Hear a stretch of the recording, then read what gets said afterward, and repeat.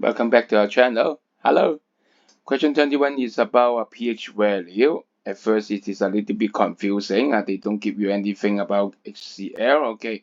No pKa. Okay. How can I find it? But first remember what is a pH. Okay. It is a negative log of the concentration of hydrogen ion. So what can you do?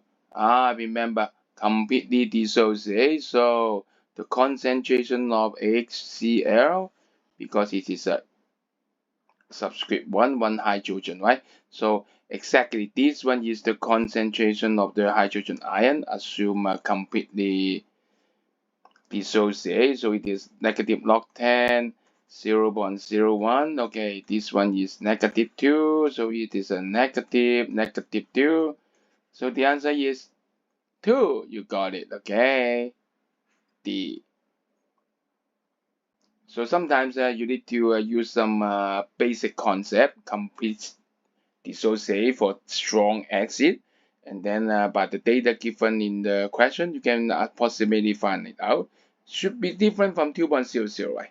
Should be a little bit larger than it, but it's okay, as you can assume really, nearly completely dissociate.